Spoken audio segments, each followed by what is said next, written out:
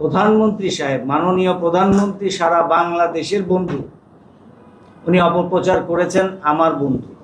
উনি যেহেতু দুঃখ প্রকাশ করেছেন, যেই দুইটি শব্দ নিয়ে আমার খুব নিজে থেকে আমাকে খুব ব্যথিত করছে, সেটা হলো এক নম্বর, আমি প্রধানমন্ত্রীর বন্ধু হয়ে এই সমস্ত কাণ্ড কারখানা করার ব্যবস্থা করেছি, যার কোনো প্রমাণ উনি কখনো দিতে পারবে না। আমি 31 বছর এই মার্কেটে ব্যবসা করি, 31 বছরে কারোর সাথে কিছু হয়েছে এটা কেউ বলতে পারবে না। উনি 3 বছরে এসেছেন, ওনার সাথে আমার 3 বছরে একবার কথা হয়েছে দোকান ওপেনিংয়ের সময়। ওনার ভেরিফাইড ফেসবুকে উনি আপলোড দিয়েছেন, ক্ষমা চেয়েছেন, অনেক কথা বলেছেন। সস্তা জনপ্রিয়তা, কাউকে অপমান করা, হেনস্থা করা, কাউকে লাঞ্ছিত করা আজকাল এই ফেসবুকের কল্যাণে খুব সহজ হয়েছে। এটা গর্বেরও বিষয় না, আমি আজ পর্যন্ত দেইনি। তবে যারা খুব প্রবীণ, যারা অনেক জ্ঞান রাখেন, ওনারা ওনাকে আপলোড করে অনেক মন্তব্য করেছেন, সেইখানে আমার মনে হয়েছে এটা অপরিপক্কতারই পরিচয়। আর সবচেয়ে বড় কথা হচ্ছে, উনি যেহেতু ক্ষমা চেয়েছেন, মাপ চেয়েছেন, এতে করে আমিও ওনাকে বলবো উনি নিরাপদে থাকুন, দেশে আসুন, দেশে এসে ব্যবসা করেন, আমরা ওনাকে সহযোগিতা করব।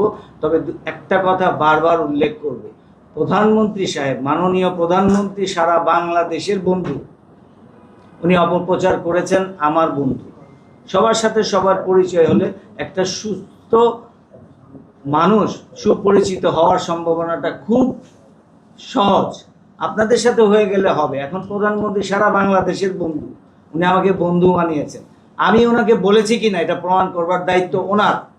আমি কখনো ওনার সাথে এই সম্বন্ধে কথা বলেছি কিনা এই দায়িত্ব ওনার।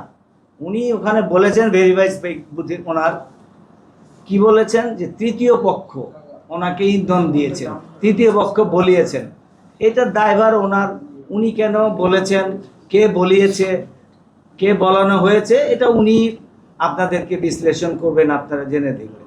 তবে আমি সবাইকে অনুরোধ করব, এই যে ভেরিফাইড ফেসবুকে মার্কেটিং করার পলিসি কিংবা কেউ জনপ্রিয়তা পাওয়ার পলিসি, এখানে গর্বের তো কিছু নাই। এখানে জেনে সব কিছু বুঝে সবাই মন্তব্য করাটা আমি মনে করি সবারই দায়িত্ব।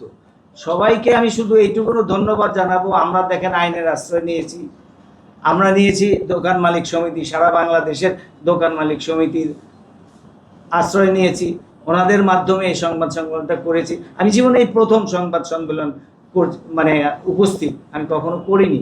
আর আমি একটু প্রচার বিমুখ, আমি প্রচার করতে পছন্দ করি না। তারপরে উনি আমাকে নিয়ে, আমার নাম নিয়ে যেভাবে বলে যাচ্ছিলেন, যাওয়ার পর শেষ অবধি, শেষের 2 দিন আগে উনি সব আত্মপক্ষ একটা স্ট্যাটাস দিয়েছেন, এর জন্য দুঃখিত, এবং এটা যাতে আর কোনো বাড়াবাড়ি না হয় আমিও অনুরোধ করব আপনাদের মাধ্যমে। নবীন সাহেব, উনি বয়সে নবীন, কিন্তু আমরা যে এই যে প্রবীণ লোকগুলো, সমিতির প্রবীণ লোকগুলো, ওনাদের পরামর্শ নিতে পারতেন, আসতে পারতেন, এই প্রবীণ লোকগুলোর কাছে উনি জানতে চাইতে পারতেন আমার যদি ভুল থাকে। একটা মানুষ অন্যায়ের প্রতিবাদ করতে গেলে তার বডি ল্যাঙ্গুয়েজটা একটু অ্যাগ্রেসিভ হয়, এটা খুব সাধারণ। সেই পৃথিবীর জন্মলগ্ন থেকে যারাই প্রতিবাদ করেছেন অন্যায়ের, বডি ল্যাঙ্গুয়েজটা একটুখানি অ্যাগ্রেসিভ হয়। হয়তো সেদিনের ভাইরাল খণ্ডিত যে এটা আপলোড করে আমাকে অপমান, অপদস্থ, হেনস্থা কিংবা সামাজিক, আমি পারিবারিকভাবে আমি ভীষণভাবে মর্মাহত। যাই হোক, বিচার আমি আপনাদের কাছে দিব না, ও আল্লাহ বিচার করবেন আল্লাহ, সূক্ষ্ম বিচারক আল্লাহ। এই সূক্ষ্ম বিচার আমি আল্লাহর কাছে দিয়েছি। আপনাদের কাছে শুধু বলবো, সত্যটা কোথায় লুকায়িত, সত্যটা কি, সত্যটা উপলব্ধি করার আপনারা চেষ্টা করবেন, সত্য বলবেন। সবাইকে আসসালামু আলাইকুম রহমতুল্লাহ। আমার ভিতরে অনেক খরম, আমি বলবো না কাউকে, বিচারও দিব না। ব্যবসা উনি করুক, সবার সহযোগিতা থাকবে ওনার।